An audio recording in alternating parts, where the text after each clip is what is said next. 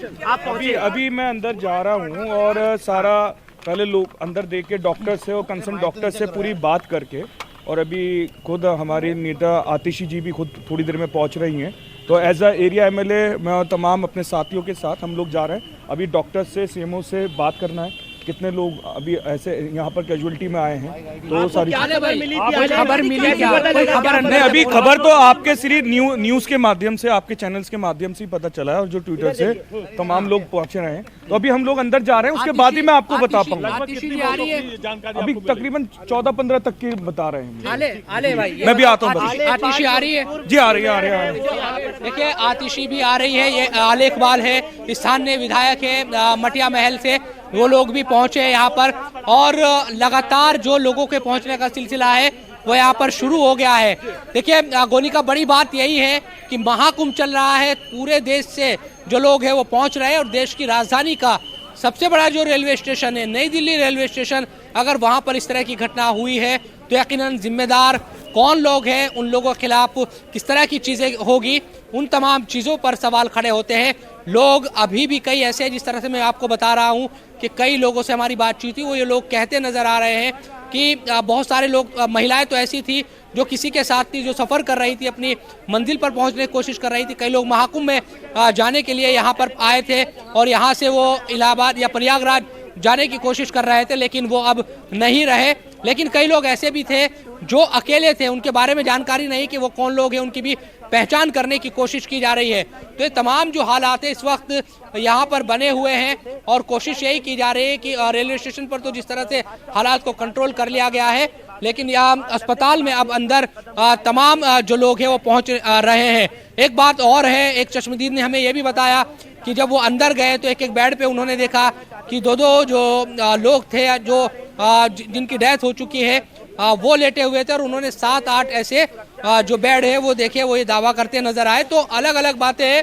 अब ऑफिशियल और जानकारी जो दी जाएगी चाहे हॉस्पिटल की तरफ से, तो वो देखना होगा कि कितनी जानकारी है। लेकिन यहाँ बैरिकेड और एसएसपी यहाँ पर लगाई गई है, सुरक्षा को यहाँ पर बढ़ाया गया है क्योंकि लगातार जो लोगों के आने का सिलसिला है वो यहाँ पर जारी है। इस तरह की सिचुएशन इस वक्त अभी आरएमएल की बात की जाए, माफ़ कीजिएगा, लोक नायक हॉस्पिटल की बात की जाए तो इस तरह की सिचुएशन है। मैं तस्वीरें आपको दिखाऊं अगर तो यहाँ भारी पुलिस बल, देखिए बैरिकेड भी यहाँ पर बढ़ा दिए गए हैं, लगातार बैरिकेड यहाँ और बढ़ाए जा रहे हैं ताकि देखिए मीडिया तो बाहर है ही पहले से ही, अंदर जाने की उनको इजाज़त नहीं है। लेकिन चूंकि आतिशी भी आ रही है, एलजी भी आ रहे हैं, अब तमाम जो वीआईपी हैं उनके आने का सिलसिला यहाँ पर शुरू हो गया है।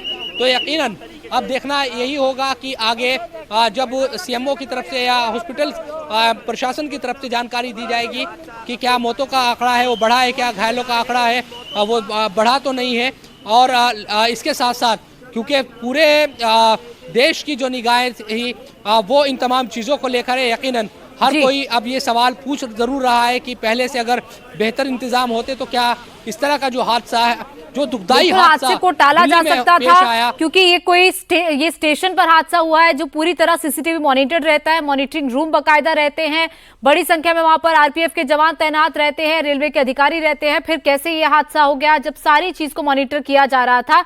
अब नजर बना रखिए शोएब, जैसे ही कोई वहां पे पहुंचेंगे, फिर चाहे वो एलजी हो या आतिशी हो, हमारे पास आप जानकारी दीजिएगा। लेकिन संजय, जिस तरीके से ये पूरी सिचुएशन बनी, कैसे ये पूरी भगदड़ हुई, एक बार फिर से दर्शकों को समझाएं कि कौन सा ये प्लेटफॉर्म जो 14 और 15 बार बार कहा जा रहा है, एक 13 नंबर प्लेटफॉर्म की भी बात सामने आ रही कि 12 और 13 प्लेटफॉर्म पर भी भीड़ थी।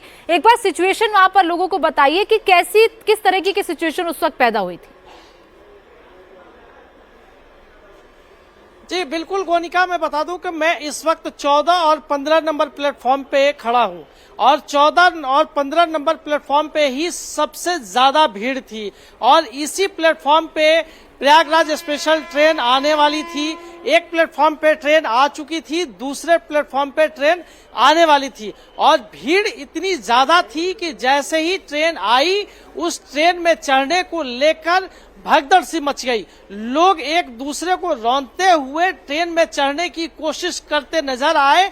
जिस तरह का वीडियो घटना के वक्त का सामने आया है और उसमें ज्यादातर बुजुर्ग महिलाएं और बच्चे गिर गए उस भगदड़ में, और गिरने की वजह से वो सभी हादसे का शिकार हो गए।